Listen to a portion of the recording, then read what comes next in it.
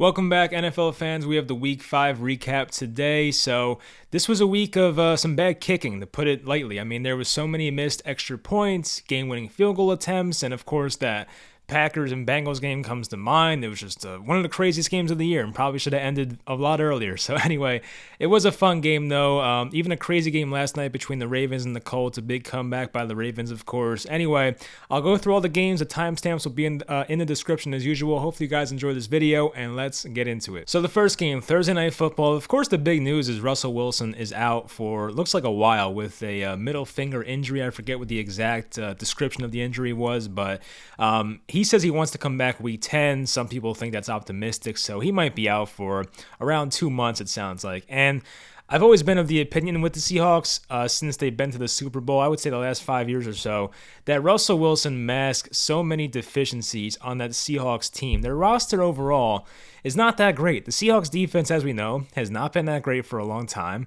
Their offensive line is average at best. And, outside of Metcalf and Lockett, they don't have really any weapons that are worth mentioning. I mean, of course, Chris Carson's good, but he didn't play either. He has a neck injury. I don't know the severity of it. So without Russell Wilson, you think, how can the Seahawks survive? Can they survive with Geno Smith as their quarterback going forward? I don't know. I don't think they will. Geno looked surprisingly kind of good when he was in there, but threw, of course, the game-losing interception, and which is, it was coming at some point. So there was like 5 minutes left. Seahawks were trying to make a comeback, and he threw an interception. But Geno Smith, the first, I would say, up until that point, I would say, played a pretty nice game for the most part. The Seahawks missed a lot of opportunities when Russell Wilson was in there. A couple deep shots to Tyler Lockett that could have went their way. As for the Rams, Matthew Stafford started out kind of slow. He missed a pass to Cooper Kupp, had an interception, I believe, kind of early, but just got better as the game went on. And I will say, Darrell Henderson, the running back for the Rams, he was a guy that, coming into the year for fantasy football purposes, I was definitely avoiding because I thought he would probably get his job taken by somebody or get injured because, of course, they traded for Sony Michel. I figured they would at least split the carries. But Darrell Henderson is like the workhorse of that backfield. He's off to a great start this year. So if you invested in Darrell Henderson in fantasy, congrats. But he's been off to a great start for the Rams. And even Robert Woods finally came to life. Robert Woods got off to such a slow start this year. Of course, Cooper Kupp had all the receptions and all the yards there. Robert Woods comes in here and has a good game, so we'll see if they can keep that going. The Rams get themselves a win. They only have one loss this year for Seattle. They now go to 2-3. They're without their franchise player, and I can't remember the last time Seattle's had a bad season, but this could be the first time here in a while because I don't see Geno Smith being able to do what Russell Wilson does, obviously. So we'll see what Seattle ends up doing. There's not much they can do, but I think without Russell Wilson, you'll see that team probably have a below 500 season for sure. Next, we have the Jets at the Falcons. This game was in London, of course. First London game since 2019, I believe. And the Falcons won this one 27-20. Now, the Jets' offense in the first quarter, once again, was non-existent, and they have to fix that. I don't expect the Jets to be a good team this year, but if the Jets have any thoughts of competing and putting up a nice, respectable 5 or 6 win season for themselves, they can't do nothing in the first quarter. The Jets always find themselves in these 10-0, 13-0, 7-0 holes at the end of every first quarter. They literally can't play offense in the first quarter. I don't know what it is, but they have to fix it. Kyle Pitts finally had his breakout game, the 4th overall pick, the tight end out of Florida from this year's draft. 6 catches, 119 yards, and a touchdown. Yes, it helped that Calvin Ridley, their wide receiver 1, and even their wide receiver 2, and Russell Gage were out in this game. Ridley, due to personal matters. Gage, I believe, has an ankle injury. Hopefully they're back after the Falcons bye here, so we'll see. But Kyle Pitts had a nice coming out game. That was good to see from him. Atlanta lost a couple of fumbles in this game that kind of kept the Jets in it. Mike Davis had one around the 30-yard line in the second half in this game. Hayden Hurst had one, I think, in Jets territory at one point in this game. Almost had another one later, but the ball went out of bounds. But the Falcons kind of kept the Jets in the game with these mistakes, and the Jets kind of made this comeback in the fourth quarter. From the early parts to the mid part of the fourth quarter, there was a chance of the Jets coming back in this game. The Jets had just had so many problems offensively, though, in the first half. If the Jets had their offensive output in the first half that they had in the second half, the Jets probably win that game, but they just did nothing offensively in the first half. It was like Zach Wilson probably had like 5 passing yards in the first quarter and a half. It was ugly. So as for Atlanta, of course, Kyle Pitts had the big game. Atlanta's offensive line surprisingly played very well. I was a person that actually picked up the Jets defense for a fantasy matchup because I thought they would just wreak havoc on this Atlanta offensive line, but Atlanta's offensive line did a lot better than expected expected because the Jets defensive line was getting a lot of pressure up until that point coming into this game, and I don't remember them getting much pressure on Matt Ryan at all. They kind of got some towards the end. I think Sheldon Rankins almost had a sack later, but like they, for the most part, they being the Falcons offensive line, kept Matt Ryan upright in this game, and that was definitely a key piece to victory for Atlanta. So now the Jets stick at 1 win. The Falcons now have 2 wins, kind of keep their season alive here. Atlanta has now won 2 out of their last 3, I believe. They won week 3, they won week 5, so I think they won 2 out of their last 3, and now they head into their bye week as well. So we'll see what they do in the second half. Of course, sometimes with first-year coaches, even for the Jets, things start to get better as players become more acclimated and whatnot. So we'll see about that. But yeah, so far the Jets are kind of looking as expected, unfortunately. And Atlanta, you don't want to be 2-3, but now there is a chance at least where they can make a second half push. They have not put themselves in a 1-4 or 0-5 hole, so that's probably a positive for them. Next we have the New Orleans Saints that were at the Washington football team. The Saints took this one 33-22. Now this game was kind of funny for me. So I do the spread pick show on Wednesday, which is kind of early in the week, especially for a Sunday game. And I actually picked Washington to cover that game. I think Washington was like a +2. And then I'm sure you guys have felt this before if you pick games yourself, like where you pick one team and then you kind of think about it more and you're like, you know what, I don't want to do this. And then, kind of later in the week, like Friday or Saturday, probably Friday, I said to myself, you know what, I think the Saints are going to win this game, and probably by a decent amount. So I went on my score prediction show. Well, I don't want to call it a show, but the video, and I picked the Saints to win. There was just something in my mind. I was like, I don't see Washington winning this game. Like, they have Logan Thomas out. They have Curtis Samuel out. The Saints defense, especially the secondary for the most part, has been very good this year. They kind of struggled against the Giants in week 4, of course, but outside of that, they've been a good secondary. So I was like, I don't see Taylor Heineke beating them. But anyway, probably should have picked New Orleans on Wednesday when I did the spread pick show. But anyway, Jameis Winston had a Hail Mary in this game. That was awesome.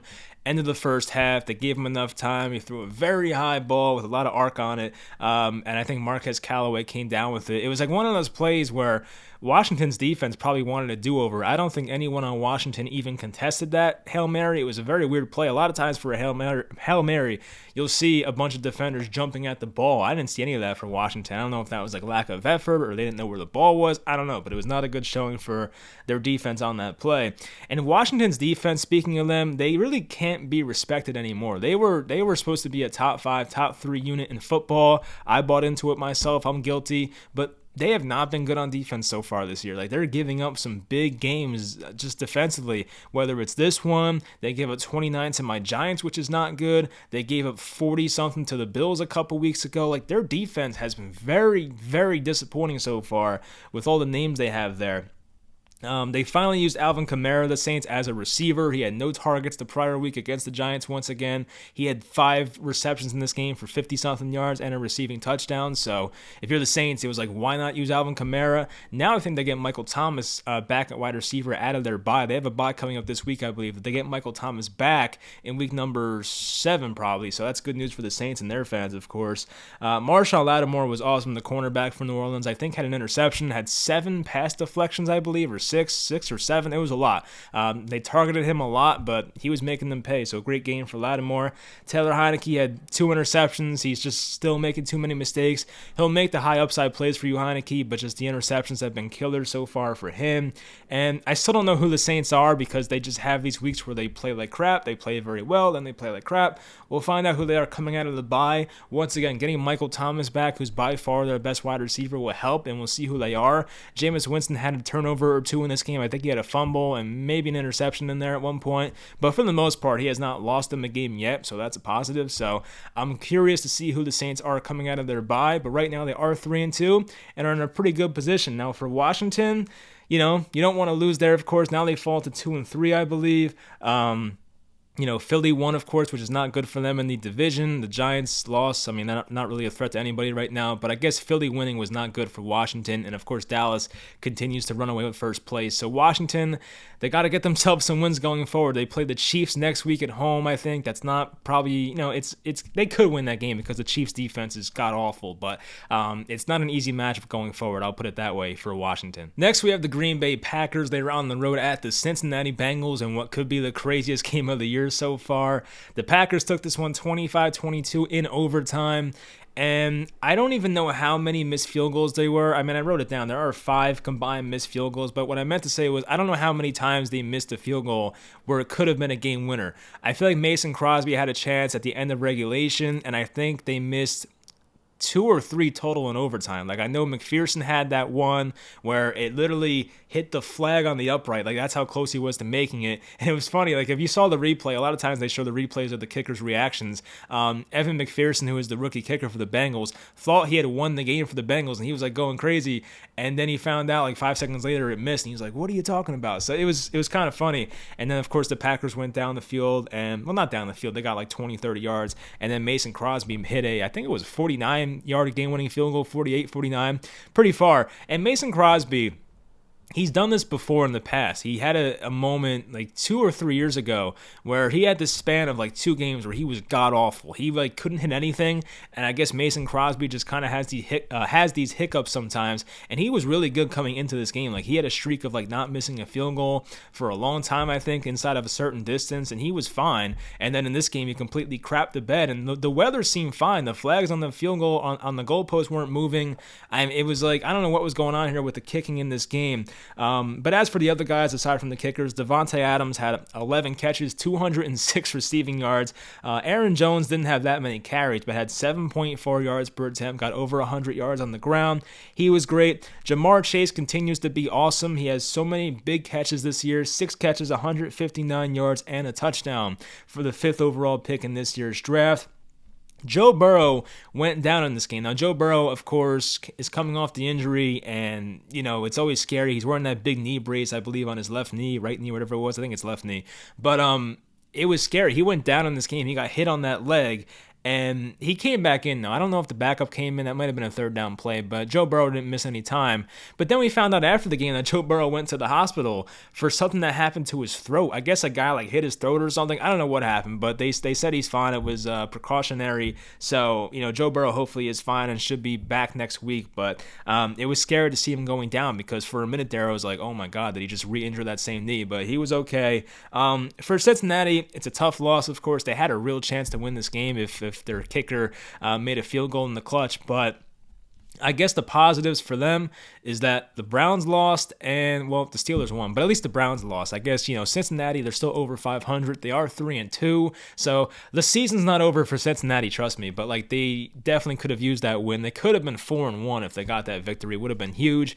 And the spread was only 3 points, and actually the spread was right. But anyway, they really could have used that victory. It could have went a long way in this season. They would have been tied for first place technically with the Ravens, but unfortunately, you know, the field goals didn't go their way, and, you know, we'll see if McPherson, you know, bounces back. He is a rookie kicker once again, but just, it was a rough game for the kid, I'll put it that way. But anyway, they should be fine. The Packers, of course, they're rolling 4-1. They've won 4 in a row.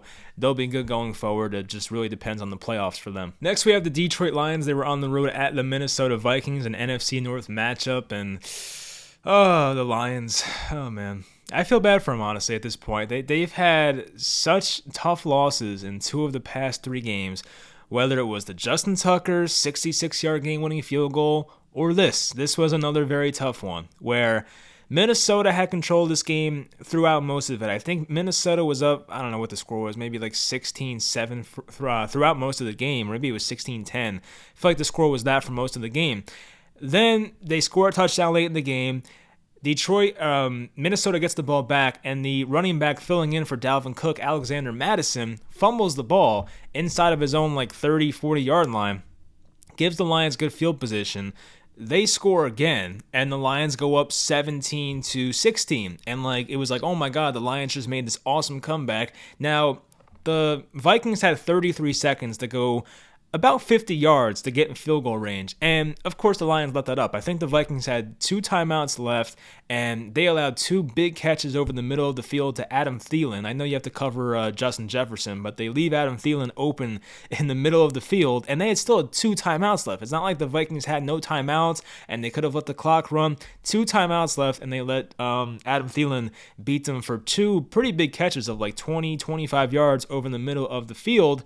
And, of course, Greg Joseph, the kicker for the Vikings, who, by the way, missed a pretty crucial field goal that could have won the game against Arizona a couple weeks back. He redeems himself here and hits a game winner against the Detroit Lions from how far was it? I think I wrote it down somewhere. 54-yard, a game-winning field goal for Greg Joseph. So that was awesome to see it from him. I mentioned Alexander Mattison filling in for Dalvin Cook. Mattison was awesome in this game until the fumble. He was putting up big numbers in this one, but had a big receiving touchdown as well, where it looked like they had him wrapped up at the 5, and he kept churning his legs, and he got in the end zone somehow. So he played very well in this game.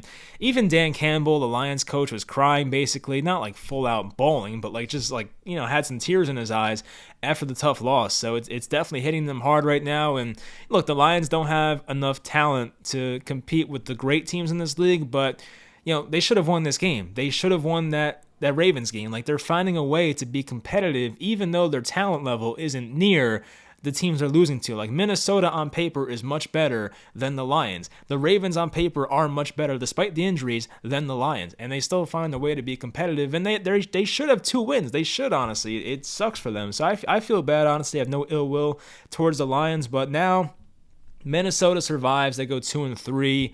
Of course, the Bears won this week. That's not good for them. So Minnesota is still in 3rd place, but it's a lot better than being 1-4. And as for Detroit, they're 0-5. They'll get their wins eventually. They'll get themselves 2, 3, 4 wins. They're not that bad of a team, I don't think. They'll find their way. So, Lions fans, it's coming. Don't worry. You're probably not as bad as Jacksonville or even Houston, but you'll get your wins eventually. But I'm sure it's very sad so far. And when you're 0-5, your season's pretty much over. So I do feel bad for them. But as for Minnesota, they keep their season alive for now. Next, we have the Denver Broncos, who once started 3-0. Now they're 3-2. They lost to the Pittsburgh Steelers on the road. Steelers took this one 27-19, so it's a big win for Pittsburgh, who kind of keeps their season alive, and definitely helps that the Bengals lost and the Cleveland Browns lost. So they do keep themselves in this division race. I still think they're in 3rd place. No, they're in last place, actually. Wow. So they're still in last place, the Steelers. But this was a must-needed win for them. They had to get off the mat because they had 3 straight losses coming into this game after their Week 1 win against the Bills, which now looks even weirder looking back on it. Like, when they beat the Bills Week 1, it was like, okay, Pittsburgh's a pretty good team. But now it's like, wow, how'd they win that game? So anyway, the Denver offense was not that good. It was actually pretty terrible through the first 3 quarters, and then they turned it on in the second half. I think Cortland Sutton had a big touchdown, a long touchdown. Kendall Hinton, the guy who filled in a quarterback for them last year in that one game when Drew Lock and all the other quarterbacks had COVID or were on the COVID list. Kendall Hinton made this great catch on the left sideline, and the Broncos made this mini comeback here, but of course, the Pittsburgh Steelers got back in field goal range, and Chris Boswell put them up 8 with a field goal that ended up being the final score. Juju Smith-Schuster is out for the season. I just saw that yesterday. So Juju's a guy that, of course, was sensational in his first and second year, I believe. Antonio Brown left. His numbers kind of fell off. Last year, kind of bounced back, had over 90 catches and close to 1,000 yards. He bet on himself this year. He took a 1-year contract. He's still young. He's like 24, 25. He took a 1-year contract, bet on himself, and unfortunately he's hurt now pretty early on in the season. So Juju probably lost himself some money. A team will still pay him. They know Juju is young and he's talented. He will get his money, but if he had a big year this year, he probably could have made a ton of money. Kind of like Mike Williams is doing for the Chargers right now, a guy that's in a contract year, and he'll get paid a ton because he's putting up some of the best numbers for a wide receiver so far in 2021, if he can stay healthy. So I feel bad for Juju on a personal level, but that's kind of what happens when you bet on yourself sometimes. Sometimes it works out perfectly, and sometimes you shoot yourself in the foot. Like Leonard Williams, a guy who played on the Giants, so still plays on the Giants. He took a 1-year deal, a franchise tag basically, was not willing to sign a long-term contract extension, and then Leonard Williams had 11.5 sacks, and now he's making $21 million per year. So he won that situation. Sometimes you bet on yourself and it works out perfectly, and sometimes you shoot yourself in the foot. So Juju's situation is not looking that great for him, unfortunately. Deontay Johnson and Chase Claypool, the other Pittsburgh wide receivers, had big games in this one. Deontay had another big catch, a 50-something yard touchdown.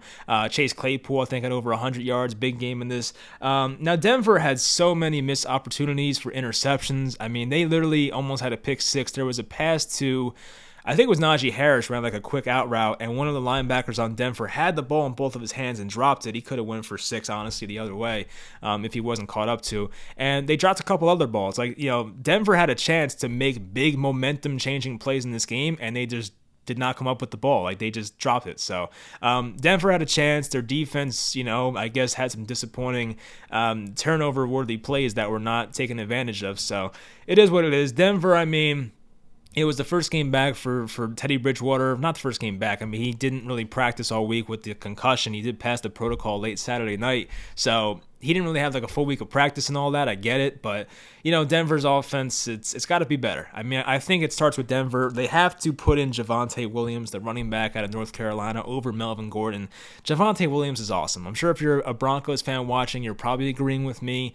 For some reason, teams love to side with the veterans. I don't know what it is, but Melvin Gordon should not be playing the same amount of snaps or more than Javonte Williams. Javonte Williams was great in this game. He averaged like 7 yards per carry, I think. So they got to play him more. I don't know what else to say. The Broncos, if they want to get their run game going and open up things for the pass, play Javonte Williams. That's all I have to say. Next, we have the Tennessee Titans at the Jacksonville Jaguars, and yours truly picked the Jaguars to win this game. So I am a fool for that. I thought they would kind of rebound nicely with the 10 days rest and playing hard for Urban Meyer. And I will say the Jaguars offense put up numbers in this game, kind of like I expected. They just didn't put up a lot of points. They had like 450 total yards of offense. They just didn't put up enough points. And there was one time in this game where Urban Meyer, I don't know what happened. He looked like the biggest fool. I mean, you had James Robinson. James Robinson, by the way, had an insane performance in this game, the running back for Jacksonville. And so Trevor Lawrence had a play where it looked like he scored a touchdown. It was called a touchdown on the field. Then, of course, they did the scoring review, found out he was just short of the goal line. So I think it was a 4th and goal, like on the 1-inch line, basically. And he puts in Carlos Hyde, who like is just bouncing around the league at this point. I know they have the Ohio State connection, and you have to remain loyal to your, old, not teammates, but guys you once coached. But James Robinson's so much better. And Urban Meyer puts in Carlos Hyde, and he loses 3 yards, and they turn the ball over on downs. Like, it was just such a stupid play. And you have Trevor Lawrence. Not even just James Robinson. You have Trevor Lawrence, like the first overall pick, generational quarterback labeled by most people, and you run with Carlos Hyde. I just didn't understand it. So that was kind of the nail in the coffin for this game. If they scored there, would have made it a close game, kind of. But still, I mean, Tennessee's offense was tough to stop. Derrick Henry, as usual, puts up his numbers, 29 carries, 130 yards, and 3 touchdowns. Kind of a down game for Derrick Henry, honestly, which is crazy to say, but, his efficiency was not what it usually is. But anyway, Derrick Henry is just doing his thing. This game started off terribly for Jacksonville with, literally a minute into the game, the newly acquired tight end Dan Arnold, I think, playing his second game now for Jacksonville, had a fumble. Everyone kind of stopped playing, but one dude on the Titans, it might have been Kevin Byard, just ran it back for a touchdown. And then the refs were like, yep, touchdown. And nobody was playing. It was weird. Like, he fumbled the ball and everyone stopped playing, and then it was a live ball and they ran it back. So it was either him or it was the rookie Elijah Molden. I forget who it was. But anyway, one guy in the Tennessee secondary ran it back for 6, and that was kind of where the game went south for Jacksonville. Now, I must say, Jacksonville, of course, they lost DJ Chark, their wide receiver, for the season. He fractured his ankle. But they barely used Marvin Jones and Laviska Shenault, who are by far now your best receiving weapons. Like, I don't know why they didn't use them. Like, it was very weird. Like, Laviska Shenault, who was thriving in the slot for most of the year, they put him back outside. It was weird. Like, I don't understand most of the coaching decisions, especially offensively, which is where Urban Meyer is supposed to be, the offensive guru. I don't understand what they were doing offensively. Like, I really don't get it. Like, I know DJ Chark is out. It doesn't mean you have to put Laviska Shenault on the outside and put someone else in the slot. Like, if Laviska Shenault's good in the slot, keep him in the slot. It just, I don't know. I don't get it. So if I was a Jaguars fan, I would be frustrated. Tennessee plays a big game this week. They play Buffalo, actually, I think on Sunday night or Monday night. So they have a big test coming up here. Tennessee has gotten some easier matchups so far. And their division in the AFC South is so easy. They are up by 2 games right now, and they're 3-2. Everyone else in this division is 1-4 or 0-5. Of course, Houston's 1-4. The Colts are 1-4. They should be 2-3. But they're 1-4. And now Jacksonville's 0-5, of course. So they have this division on lock, in my opinion. Unless Ryan Tannehill or Derrick Henry gets hurt, they're going to be fine. This division stinks, so they can just coast to the playoffs, honestly, and just stay healthy, hopefully. But they have a big matchup here with the Buffalo Bills, and I'm definitely interested to see how that one turns out in primetime. Next, we have the Philadelphia Eagles at the Carolina Panthers. The Eagles took this one 21-18, and it was a game where Philly's offense was dead for 3.5 quarters, and then, of course, Jalen Hurts, who is the garbage time god. Like, if you have this guy in fantasy, it is such a roller coaster. I think Jalen Hurts through the first 3.5 quarters, had like 5 fantasy points and then ends the day with 23. I mean, he had 2 rushing touchdowns at the end, but it was insane the way this game changed here. I think Quez Watkins, the speedy receiver on Philly, had a long catch in this game and kind of changed the momentum here in this one. And Carolina, I just don't know what happened with them. They were up, I think, what was the score at one point? They were up 15-6 at halftime. And, of course, they only had 3 points in the second half offensively, which is just not good enough. I mean, Philly's defense, I'll give them their credit. I mean, they played well in this game, but, like, they're just not known to be a great defense for the most part. We saw what Dallas did against them the week prior, I think, in week 4, week 5, whatever it was. And, of course, the Chiefs last week even went against Philadelphia, and they destroyed them as well. Like, I think Philly's defense gave up 40-plus in back-to-back games. And then you have Matt Rule, Joe Brady, and, they're the play callers, of course. Then you have Sam Darnold coming in, playing pretty well for the most part. Had a couple interceptions against Dallas last week, but still, he was coming in on a high note, and they just did not play well. Sam Darnold had 3 interceptions in this game. Robbie Anderson doesn't do anything. DJ Moore barely did anything as a receiver. There still was no Christian McCaffrey, but even Chuba Hubbard came in and had a good game. I think he had 100-something rushing yards, low 100s, 105, somewhere around there. Did some stuff in the receiving game, but they just had no offense in this game. Tommy Tremble, the tight end out of Notre Dame, had the touchdown for the Carolina offense, but they just didn't do much at all. So it was disappointing there for Carolina. This was a very winnable game for a 3-1 team coming into this one, so it sucks for them. Darius Slay had 2 interceptions. Steven Nelson had an interception, so the 2 cornerbacks for Philly, they do their thing. I mean, of course, Darius Slay was acquired for, what was he acquired for? First-round pick? Like, there was maybe a second-round pick. I forget, but they gave up a lot for Darius Slay. He's paid handsomely, and they just signed Steven Nelson this offseason, who was a pretty nice acquisition coming over from the Steelers. So, Philly, I'll give them their credit. They, of course, got the win, but, like, they just had such a tough time offensively in the first 3.5 quarters once again. And Philly kind of keeps their season alive here. So they go to 2-3, not 1-4. Washington lost, and the Giants lost. So, it feels like they're in a pretty good spot to battle for second place going forward. I don't really buy into the Eagles being a good team yet, but, they do have 2 wins, and in the NFC East, that is good enough right now to be tied, I think, for second place. Who's in second technically? So right now, technically, Washington's in second, but, they are tied with Washington for 2 wins. So Philly has a chance to, be second in this division. We'll see if they can compete for a wild card. I doubt it, but, there are some things going on in this, weird NFC where guys are getting injured, like Garoppolo and even Russell Wilson. So 2 of those spots in the West, I don't know. We'll see what happens. Some crazier things have happened in the NFL. If Philly gets a wild card spot, I'd be surprised, but expect the unexpected, especially in the NFL. Next, we have the Miami Dolphins at the Tampa Bay Buccaneers. The Buccaneers won this one 45-17. Now, the final score looks like it was a huge blowout, but I would say through about, 3 quarters, maybe 2.5 quarters, this game was somewhat in reach. I think Tampa Bay was never in danger of losing this game, but the scoreboard was kind of close in this game at one point. Then, of course, in the fourth quarter, Tampa said, all right, let's just pull away. We're done here. Kind of reminded me of the week 2 game for Tampa where they played Atlanta. Score was 28-25, I believe. And then, I think the Buccaneers won that one like 45-25. Like, they can just turn it on whenever they want, I feel like, offensively. And they did that pretty much here against Miami. So, yeah, I mean, Tom Brady was fantastic. I saw somewhere this was his first game in his career, I think, of 400-plus passing yards and 5 touchdowns, which is a surprise to me, honestly. So, Tom Brady was fantastic in this game. Antonio Brown, Mike Evans had the big receiving games for Tampa in this one. Miami has now dropped 4 straight games, which is surprising. Like, Miami was supposed to be a team competing for the AFC East. They were supposed to be competing for a wild card spot. I know their starting quarterback got injured, but, like, it's been a very disappointing year so far for Miami, and this is a team that traded up for Jalen Waddle, and Jalen Waddle himself, he's been off to a decent start, but he even had a play where he had a ball hit off both of his hands and tipped to a Buccaneers defender for an interception. It was just a bad game. It wasn't good for Miami, and I think even Jacoby Brissett may have got injured at one point. I think he came back in the game, but I guess on the bright side, Tua Tagovailoa should come back next week. I believe he's practicing with them this week, so that is good news for Miami going forward, but now they're in this 1-4 hole. You have New England, who's kind of on the same level as you. The Jets, of course, don't worry about them, but the Bills, of course, they're going to pull away with this division at one point, or if they haven't already, but Miami's in a tough spot right now, so their season's kind of looking like it's in jeopardy.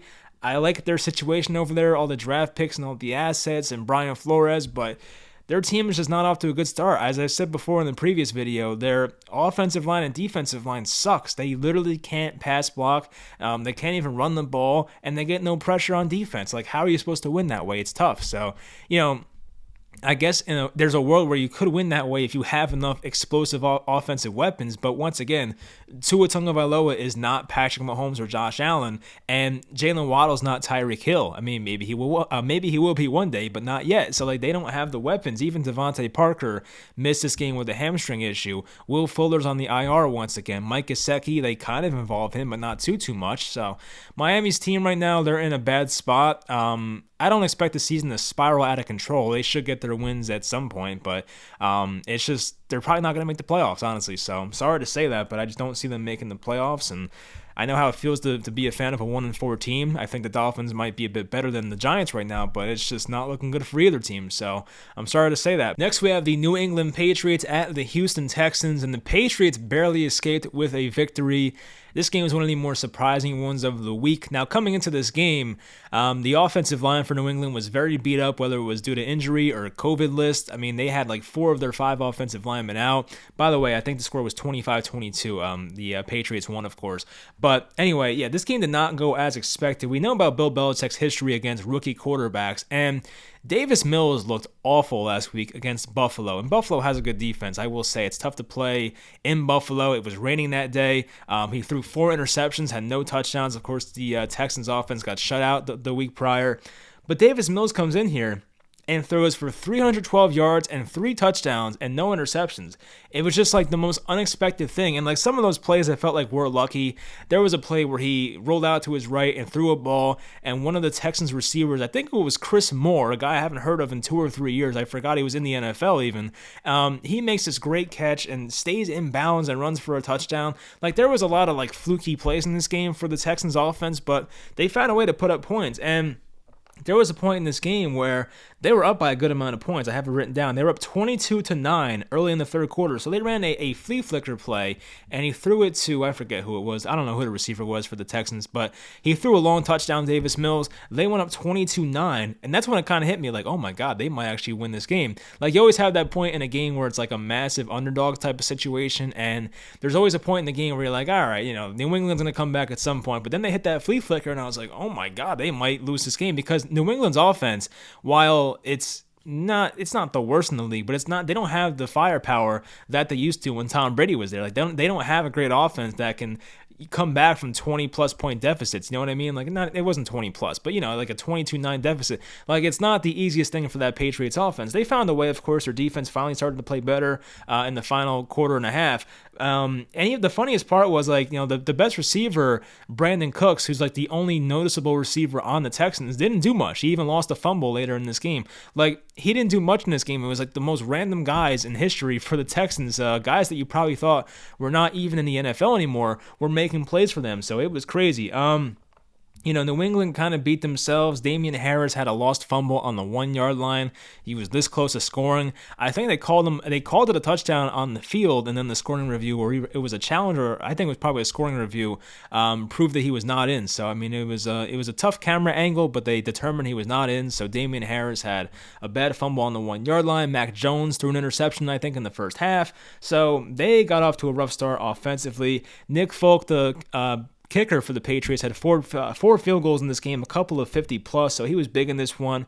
And Hunter Henry, one of the big offseason signings for the Patriots, had the go-ahead touchdown, and they were able to hold on. But yeah, New England definitely flirted with danger. I'm sure a lot of guys on that Texans team wanted that victory because I feel like the Texans have a lot of former Patriots. They have Danny Amendola, Rex Burkhead, probably some other guys. Their new GM, Nick Caserio, once worked for the Patriots for a long time. So there's a lot of former Patriot connections there in Houston. So I'm sure they wanted that win very badly, but that is a tough loss.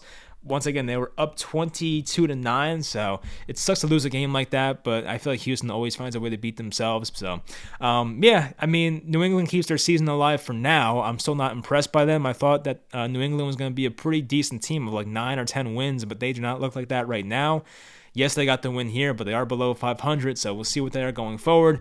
And as for Houston, they'll probably get a win at some point the rest of the year, but they're just not a good team. And, I feel like if they were a good team or even a decent team, they would have found a way to close out this game. Next, we have the Cleveland Browns at the LA Chargers, another game that was one of the best games of the week. It was a 47-42 final score. Chargers took this one. There's a lot to say here. So, I will go with the Browns offense first. So the Browns offense was pretty good in this game, of course. I shouldn't even say pretty good. When you put up 42 freaking points, you're pretty good. But Baker Mayfield, he did what he had to do. It wasn't Justin Herbert's level of performance, but Baker Mayfield had a 300-yard game with 2 touchdowns, no interceptions. Like, he was fine. Baker Mayfield did what he had to do. David Njoku had a long touchdown in this one. It was like a 78, 80-yard touchdown for the tight end, who I have not heard of in a long time, so I'm happy Njoku's doing something there. But even Odell Beckham only had 2 catches, 20 yards. He didn't do much in this game. He's not even targeted that much. So I think Donovan Peoples-Jones may have been their best wide receiver in this game. So, of course, Jarvis Landry's still out. But the Browns can run the ball with the best of them. Once again, Nick Chubb and Kareem Hunt put up monster numbers in this one. Nick Chubb had a couple of huge runs in this game. So, their run game is awesome. If you can run the ball like Cleveland, you can compete with anybody. You usually win the time of possession. So the Browns offense, if they're playing like this, they'll be all right. But they now fall to 3-2. I'm not concerned about them yet. I know that their schedule, I feel like it's a little tough coming up, but they'll be all right. I think they can compete with anybody. As for the Chargers, they are legit. They were everybody's breakout team for 2021, and this is why. They are a team that can legitimately compete for the Super Bowl, and I do really believe that. They are one of the top 5, 6, 7 best teams in football. They have a unicorn at quarterback in Justin Herbert, who is unbelievable. Herbert had almost 400 passing yards, 4 passing touchdowns, no interceptions. Mike Williams, the former first-round pick receiver, is awesome. He might be the best receiver in football on paper so far this year. Austin Eckler was implemented, and even Keenan Allen. He's not doing a lot, but Keenan Allen's doing his thing. Keenan Allen is now the second or third option on that team, which is scary. They're a scary team, and their offensive line is fixed now for the Chargers, it looks like. Of course, their left tackle, Rashawn Slater, went up against Myles Garrett a lot of the game, and I think Garrett had 1 sack in this game, but Rashawn Slater has been playing awesome this year, and they've done a great job of fixing their offensive line. I can't say it enough. And the Chargers defense, yes, you got to be better, but some of those guys are still healthy, which is the main part. Still having Derwin James and still having Joey Bosa is the most important part. But this game had a pretty funny ending, so I think there was a time where we see this sometimes in football where a team is very close to scoring. They're inside the other team's red zone, and the other team, which was the Browns, has no timeouts left. And literally what could have happened was the Chargers could have kneeled the ball 2 or 3 times and they could have kicked the field goal and won. But what happened was Austin Eckler got a handoff, the running back for the Chargers. And I've never seen this before. I've seen plays before where guys accidentally fall into the end zone. Think of Todd Gurley last year. Think of Ahmad Bradshaw back in Super Bowl 46, where guys are not supposed to score but just accidentally fall in the end zone. This was kind of different. This was a twist. So Austin Eckler gets behind his offensive line, and he's kind of just standing there. It felt just moving his feet, but just kind of not going anywhere. And John Johnson, who was signed by the Browns this offseason, goes behind Austin Eckler and pushes him into the end zone and puts them up 47-42. So I think they went for 2, and probably it was unsuccessful if I remember. I don't know. But anyway, they pushed Austin Eckler in the end zone, and then the Browns had a weird offensive possession when they got the ball back. So the Browns, of course, needed a touchdown to go down and win the game. But the Browns had a weird offensive possession there. There was a minute left. It's a good amount of time. And they just took so many deep shots to the end zone. It was they were throwing a bunch of Hail Marys when they didn't have to. They could have got closer. It was very weird. The Browns got to midfield. They had a 1st and 10. Everything seemed fine. And then they threw 3 straight shots to the end zone. It was very odd the way they kind of went about that offensive possession there. So I'm not saying they would have won the game, but it was kind of weird where they kind of just got at midfield and said, all right, let's just throw a bunch of deep shots and see what happens. I feel like they could have played more actual offense than going for Hail Marys every time. But anyway, once again, the Chargers are legit. They are one of the better teams of football. Cleveland, if they can run the ball like this, they can compete with anybody. Baker Mayfield's not doing anything to take them over the top right now, but if they can run like that, they'll be fine. They are in 3rd place, the Browns, but they should be all right. They should be top 2 in that division by the time it's all said and done. Not sure if they can overtake the Ravens, but they should be top 2 in that division, and they should at the least be a wild card team. And the Chargers, if the Chiefs keep playing like this, and the the Raiders drop off. Of course, the Jon Gruden thing we'll get to in a little bit, but the Raiders drop off and Denver drops off, and the Chiefs have the worst defense in football, or one of the worst defenses. The Chargers may win the West, which is kind of surprising, I guess, but it could very well happen. So we'll see what happens as the year goes on, but I like both teams as futures here. They're in a good spot. And by the way, I forgot to mention this. I love Brandon Staley. Brandon Staley is the best. If I was a Chargers fan, I would put a picture of him over my bed. He's awesome. Like, he is I just want to coach like that. I don't know how else to say it. I want to coach with the balls that Brandon Staley has. He goes for so many fourth down situations, and look what the Chargers are doing offensively. Like, it's just, he's such an analytically driven guy, and I love it.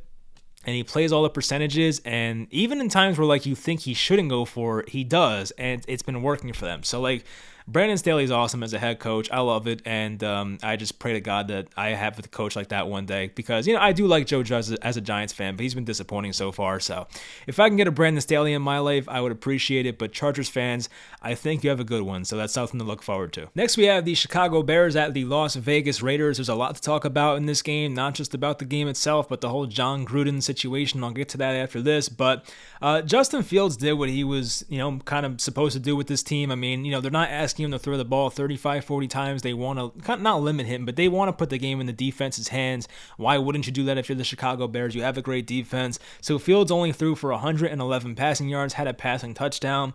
The leading receiver on the Bears was Darnell Mooney, had 3 catches, 35 receiving yards. Allen Robinson had 32. So not much there for their offense. Their running backs did pretty well. Khalil Herbert, the rookie, had 18 carries, 75 yards, and Damian Williams had 16 carries for 64 yards, both filling in for David Montgomery, who was their bell cow back. He's now in the IR with the knee injury. So Khalil Mack came back, of course, got a sack on Derek Carr. I'm sure that felt good for him, because Khalil Mack was once traded by Jon Gruden to Chicago, and now, of course, I guess Khalil Mack has the last laugh with that one. As for the Raiders, I mean, their offense really didn't do much whatsoever. Derek Carr had an underwhelming game. Josh Jacobs was only 3.2 yards per carry. Their offense got nothing going, and Chicago's defense was the main difference in a game like this. They got enough pressure on Derek Carr. Their defense only had 2 sacks, but they were getting pressure this game, and they weren't allowing any big plays to the Raiders' offense, which is kind of the way you got to mitigate them. So, the Bears did what they had to do. The Raiders, I never really bought into them. I was close, but I didn't buy into them, because they do this to us every year. Where the Raiders started off hot, they were 3-0. Now they've lost 2 in a row here, and Chicago's now 3-2. So they're on a good start here. The first 5 games of the year. And that's not good for me as a Giants fan, because we have their first round pick. So I would prefer the Bears to lose, but they're not looking like it so far. Anyway, for the Jon Gruden situation, he was, not fired technically, but he left as the Raiders coach. He is now gone. He has relieved himself as the duties of the Raiders head coach. I forget the guy's name who's the interim head coach, but, my opinion about the Jon Gruden situation is, there's people that, when things come out about people that are really bad, and Jon Gruden's situation's bad, you can think how you want. I don't care if you're there's people around this world that are unfortunately racist and homophobic and all that. I understand it. I mean, maybe you're even watching this video. I don't know. But what Jon Gruden said in those emails, you can't say those things and expect to be a leader of men and be an NFL head coach. You know what I mean? You just can't do it. They had a player on the Raiders that, openly came out as gay. What's his name? Carl Nassib. All the things he was saying in those emails, you can't go back to your locker room and talk to those guys after what he said about that. Like, you know what I mean? Like, there's just so much that Jon Gruden said, whether it was 10 years ago, 20 years ago, I don't care. Jon Gruden was a grown-ass man when he sent those emails. Jon Gruden now, I think, is 58. So let's say he was 48 when he sent those emails. Like, that's not an excuse. Jon Gruden was a grown man at that point, and if you saw the emails and what he said in those emails, it was terrible stuff. He's speaking about Michael Sam, who was a, openly gay player at that time. He came out and he was drafted by the Rams. He mocked that. He was talking, apparently he said some racist things. I don't even know what was said in that regard, but, I don't care if it was 10 years ago. You can't expect to be a leader of men where your locker room is predominantly African-American players and just go back and face those guys and be like, all right, I'm your head coach. Let's forget about the emails and let's go forward. You can't say that. Like, sometimes, like, you say things that are just too bad to recover from. And I'm not a fan of cancel culture. I'm really not. I think a lot of it's stupid. I think sometimes we kind of overreact, but I'm not disappointed when terrible things happen to terrible people. And I'm sure Jon Gruden has impacted some people's lives in a very positive way. But what Jon Gruden said in those emails is not something that a great person would say. I'm being honest. There's people that I even know that have been canceled before. But, sometimes when it's not a great person, I don't care. If you're a crappy person and crappy things happen to you, it's called karma. It is what it is. So, there's people that are like, oh, there's so many snowflakes around these days. Yeah, I get it. I don't like snowflake culture either. I understand it. But what Jon Gruden said in those emails, you can't say those things as an NFL head coach. Whether it was 10 years ago, 5 years ago, 20 years ago, you can't say it. And if you're Jon Gruden, how stupid are you to have that on your email? Like, I get, we all talk to our friends a different way than we talk to regular people and whatnot. We all have said things to our friends before that are not good, but like, you can't say what he said in an email to, you know what I mean? You can't say those things on email when you're a freaking Jon Gruden. If you're nobody, fine. But when you're Jon freaking Gruden, you can't say those things on email. It's just stupid. I've seen people get their old tweets, dug up and have them exposed as well. Like, go back and delete stuff, people. If you're somebody and you have your name out there, go back and delete stuff. I feel like you shouldn't have to. I feel like you should never talk like that in the first place. I mean, I thought about it myself. I'm not really an anybody. I'm kind of a nobody still, but, I'm like, do I have to go back and delete stuff? I don't think I do, because I don't think I've talked like that in the past, Like, I don't know. I just feel like people have put stuff on social media in the past that should not have been said, and then there's stuff documented in emails in this case that has been said. You just shouldn't say it. So I don't feel bad for Gruden. I really don't. Maybe some of you do and think he should have been given more of a fair chance, but don't be stupid in the first place. That's my reaction. So now the Raiders are 3-2, and their season might, it won't fall apart, but I don't think the Raiders are a playoff team. And as for the Bears, we'll see what they do. We'll see if Justin Fields continues to progress. And so far, it's looking good if he can keep the turnovers down and they can run the ball like that. Hopefully they get David Montgomery, their running back at some point. But for now, they are 3-2, so it's a good start for the Bears. Next, we have the San Francisco 49ers. They were at the Arizona Cardinals, an NFC West matchup here. A big game for the Niners. They came in at 2-2. Couldn't really afford to lose this game here to an undefeated Cardinals team, but they did. The Cardinals won this one 17-10. This was the first start in the career of Trey Lance, the third overall pick out of North Dakota State. Now, apparently Trey Lance has an injury. He's out for maybe 1 or 2 weeks here with a knee injury. The positive news is that the Niners have a bye week, and it couldn't have come at a better time because Garoppolo's injured and Trey Lance is injured, so you don't want to go down to your quarterback 3, of course. So good timing for the bye there. Trey Lance's performance, he was 15 of 29 passing, 192 passing yards, no passing touchdowns, and 1 interception. And the interception was just the scary part about Trey Lance. Trey Lance has an arm that a lot of quarterbacks dream of having. His arm is so electric. He can throw the ball as fast and as far as anybody. But Trey Lance can sometimes sail a ball over his receiver's head and into the hands of a safety. And that's exactly what happened. He was looking for, I think, Deebo Samuel. Ball went over his head and right into the hands of a safety. So not the situation you wanted there for Trey Lance, and that's what you kind of fear going forward when it comes to accuracy. Trey Lance has all the intangibles, all the physical traits, but it has to be more accurate sometimes, I will say, even as a Trey Lance fan that I am. Lance on the ground, though, had 16 carries, 89 rushing yards, and no touchdowns. He was this close to scoring a rushing touchdown. Arizona stood him up at the goal line. It was a very, very close play at the goal line. Arizona had 2 defenders. I forget who they were, but they stood up Trey Lance and kept him out of the end zone, turnover on downs. It was a big turning point in this game in a low-scoring 17-10 game. Now, for the Cardinals and their offense, they weren't prolific as they usually are. They were averaging 35 points per game, I think, coming into this one. They were the number 1 offense in football. Kyler Murray was fine. He had 239 passing yards, 1 passing touchdown. The leading rusher on Arizona was Rondale Moore, a wide receiver, rookie wide receiver, had 38 rushing yards. I think had a big play down the left sideline. He was very close to scoring a touchdown, and I think James Conner vultured that touchdown as he always does. James Conner's funny. He just doesn't do much, and he scores like 2 or 3 touchdowns every game, it feels like. I don't know. He had 1 touchdown this game, but James Conner just is not very good on the efficiency, but he'll get in the end zone once or twice per game, it feels like. So, DeAndre Hopkins had 87 yards and a touchdown. He was fine. But yeah, for the most part, this game wasn't too surprising, I guess. I mean, maybe we expected Arizona to put up some more points, but only 17. And as for San Francisco, they got to get their stuff together. I mean, I don't know what else to say. I feel like maybe they were a bit overrated coming into this year. I know they have injuries, and now George Kittle's on the IR for 3 weeks total. Luckily, once again, they have the bye week, so this is a great time for the Niners to have a bye. I know it's early, but still a great time with the injuries they're facing. So I will say that. But now they're 2-3, and you have the Cardinals who are off to a great start. You have the Rams off to a great start. Seattle is maybe a team out of the picture here, so that's definitely going to help the Niners. But still, having Arizona and having the Rams ahead of you is not good news. So the Niners got to turn things around, and maybe they go back to Jimmy Garoppolo. I don't know. I mean, I feel like Trey Lance didn't do enough in this start to make it feel like you can't go back to Jimmy. Maybe they do. So we'll find out what they do in week number 7 when they come out of their bye. Next, we have the New York Giants. They were at the Dallas Cowboys. A rough game for my Giants in this one. So a lot of injuries. The Giants didn't have their left tackle in this one. They lost Daniel Jones to a concussion. They lost Saquon Barkley to a freak ankle injury. Even Kadarius Toney had an ankle injury that he got x-rays for. He'll be okay. It seems like Kenny Galladay didn't play the second half with a knee injury. So there were so many injuries for this Giants team, on top of having Sterling Shepard out and Blake Martinez out and Darius Slayton out. But I don't want to make the injury excuse. The Dallas Cowboys are a better team.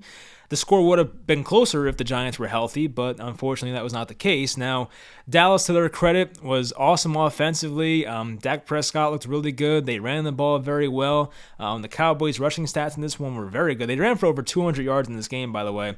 Ezekiel Elliott had 110 on the ground, 21 carries, and Tony Pollard had 75 on the ground, 14 carries. So CeeDee Lamb had the big catch in this game against James Bradbury.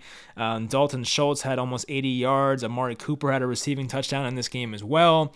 So Dallas's offense was rolling. Then they had a pick 6 late in the game when it was already over, so it made the final score look worse than it was. The Giants are in a tough spot right now. I will put it that way. They're 1-4. The lone bright spot was Kadarius Toney, the Giants' first-round pick, who has been awesome so far. I mean, if this kid can stay on the field, it's gonna be a good pick for the Giants. He had 10 catches, 189 yards. He got thrown out of the game for punching a guy in the helmet, so that wasn't the smartest idea. Him and DeMonte Casey kind of got into it, and he punched him in the helmet, so not a smart move there. But anyway, Kadarius Toney probably would have had 200 plus receiving yards if he stayed in this game. So he's the real deal in my opinion. Yes, it helps that nobody else was healthy on the Giants receiving core. No, he won't have 189 yards every week, but he's a good player. We've seen it now. When you put the ball in Kadarius Toney's hands, good things happen. So the Giants hopefully have a guy for their future there at wide receiver. But outside of that, not much goods going on for the Giants. They play the Rams next week, and they will probably get obliterated with all the injuries they have going on, and plus the Rams being a much better team. So not good. So we'll see about the Giants going forward. Dallas, if they can stay healthy, they have the NFC East in their hands for sure. As long as Dak is there, they should win that division. I don't see why not. So Dallas has been off to a good start, and their defense still looks pretty good. So I'll give them their credit, and this is without DeMarcus Lawrence, by the way, still. So Dallas is looking good, and they should be in a good spot to win the NFC East. Next, we have the Buffalo Bills. They were at the Kansas City Chiefs on Sunday Night Football. I unfortunately did not get to watch a lot of the second half because there was this lightning delay or something, and halftime was like an hour and a half, and then I stayed up for the third quarter, and then halfway through the third quarter, I was just out. I could not stay awake. I had to get up for work the next day, so I was like, nah, we're not doing this. So a lot of my reactions from the first half, but pretty much it all stands. There were some injuries here for Kansas City that are pretty key. So Clyde Edwards-Helaire, their running back, first-round pick 2 years ago, I think has an MCL injury. So he's on the IR for 3 games now. We'll see how quickly he recovers. Joe Thuney, their big off-season signing, a guard, broke his hand, I saw. He fractured his hand, so that's not good, of course. And there was somebody else, I feel like. Tyreek Hill, I think, had a knee injury. Don't know how serious that is. It's not like ACL, but like it could keep him out a little bit. And Travis Kelce had a stinger. He should be okay, of course. But the Chiefs' defense is a real issue. I knew that coming into this game, but I figured like in a matchup like this against Buffalo, where they'll be up for I felt like they would be up for this matchup. I don't know. I just felt like the defense was going to be better in this game, but they weren't. Their defense is actually legit terrible. And right now, they didn't have Chris Jones in this game. That was a big loss, and they just have no pass rush. Daniel Sorensen sucks. Their safety just let up so many big plays in this game. The one to Dawson Knox was embarrassing. He literally stopped trying because he thought the play was over, and then Dawson Knox caught, an 80-yard touchdown or something. The tight end, by the way, Dawson Knox. So it was embarrassing by the Chiefs' defense. They don't have enough guys on that defense right now. I know their defensive coordinator is Spagnuolo. He was once the Giants' defensive coordinator. He's not terrible, but they just don't have a lot of talent on that team right now. So I don't know what to do with that. The Chiefs' offense even has been struggling. Patrick Mahomes is throwing more turnovers than he ever has. He's got 6 interceptions already. I think I saw he had 6 all of last year. So they're in a lot of trouble. I don't know. The Chiefs, they should make the playoffs still. I'm not out on that, but in terms of winning that division now at 2-3, while the Chargers are 4-1, the Chargers already beat them this year. I don't know. I think the Chargers are the better team. I do. I think the Chargers are the better team right now. Maybe it's crazy to say that, but the Chiefs are not impressing me, and they have a lot to fix. But I still think they'll get a wild card spot. I do believe that. And of course, the Chiefs in a wild card spot can run the table and win a Super Bowl. We'll see. But they have a lot of things to fix there, of course. Now, as for Buffalo, they're rolling. They're one of the best teams in the AFC with the Chargers, and who else is one of the best teams? You can say the Ravens are up there right now. So like they are one of the best teams in the AFC. So the Bills are fine. Their defense is awesome. They didn't even have Matt Milano in this game, who's one of their better coverage linebackers. So yeah, that team is great. They'll be fine as long as Josh Allen's healthy. They should be one of the final 2 teams in the AFC this year. So they're in a good spot, and going to Arrowhead and getting a big victory like that is awesome for them. So we'll see if the Chiefs can bounce back or not, but they are off to a very rough start here through the first 5 games. Next, we have the Indianapolis Colts. They were at the Baltimore Ravens Monday Night Football. Hopefully, all you guys saw that game because it was awesome. Just to fast forward here, so the Ravens were up or down. The Ravens were down 16, so they needed a touchdown and 2 two-point conversions to tie the game. So they were down 16 in the fourth quarter, and of course they made it happen. But to open up this game, the Colts had a lot going for them, honestly. Like on the ground especially. It was on the ground, but Jonathan Taylor had a receiving touchdown that went like 70, 80 yards.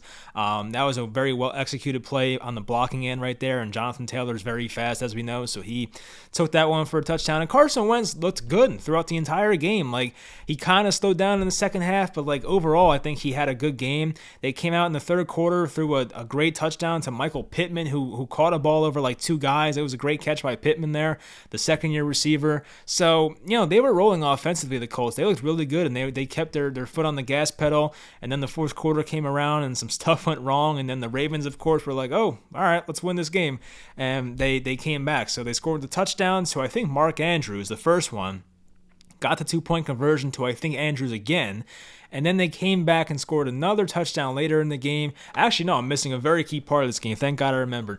The Colts had a field goal attempt. They were up 8, the Colts. I think they were on like the 17-yard line or so of the Ravens. So it wasn't the furthest field goal. It was within 40 yards. I know that. It was like 37-yard field goal. And they could have made the field goal to go up 11, made it a 2-possession game. The game probably would have been over. But Calais Campbell, the defensive tackle for the Ravens, who was like 6'7", 6'8", blocked the field goal. He got a lot of pressure, blocked the field goal, and that changed the entire momentum of the game. The Ravens, of course, came back down and scored in a 2-minute drill. Game went to overtime. Ravens won the toss, and then they won the game in overtime. Lamar Jackson went the distance, and Marquise Hollywood Brown caught a touchdown, his second long touchdown of the game. So, yeah, it was not a long touchdown, but he had one long touchdown, then caught the game-winning touchdown that was like 5 yards. So, yeah, Marquise Brown was awesome in this one. Lamar Jackson, I saw this insane stat. I wish I had the exact numbers, but I can kind of remember it. So, the Ravens offense as a whole had like 530 yards total, the entire Ravens offense. Lamar Jackson accounted for 503 yards of it. Like, he was the entire team in this game. And I feel bad for Lamar kind of, because like they're not giving this guy any help. It's not his fault that J.K. Dobbins tore his ACL, and it's not his fault that Gus Edwards tore his ACL, but the guy's getting no help. Like, his running backs right now are not that good. Latavius Murray is a decent veteran. Like, he does what he's supposed to do. He had a drop in this game too, I saw. But like, he does what he's supposed to do. The pass blocking is fine, but he's not that good. And like, even last week when they blew out the Broncos, I think Latavius had like 18 carries for 55 yards. He's not that efficient anymore. He's not who he used to be. So Latavius Murray's not helping him. Tyson Williams, who is the most talented guy, is not playable because the coaching staff doesn't trust him. He got like 4 carries in this game for 6 yards. And Devontae Freeman, I mean, he's not that good either. So Le'Veon Bell was inactive this game. They don't have another running back to help Lamar Jackson. And normally I don't care about the running back position too much. Unless your name is Derrick Henry or Christian McCaffrey, you're not going to change the entire complexity of the offense. But when you're the Baltimore Ravens and you rely on running the ball to be your offense, you need to have like a decent running back, and I just don't think they have it right now. So maybe they'll trade for somebody. I don't know. Maybe they sent in Dallas a great offer for Tony Pollard. That would be a great fit. I have no idea. But if the Ravens do look like they can be Super Bowl contenders, I feel like they need a decent running back at least next to Lamar Jackson, and the guys they have right now are just not getting it done. So maybe they trade for a running back, which is something I'm not a fan of doing. But once again, they are a run-first team, so I feel like that might make sense for them. So we'll see what happens. But anyway, the Ravens are 4-1. They could have easily been 2-3 so far this year, but Justin Tucker's field goal and then this comeback here made that happen. So now they're 4-1. As for the Colts, I feel bad. Their season is probably over, I would say.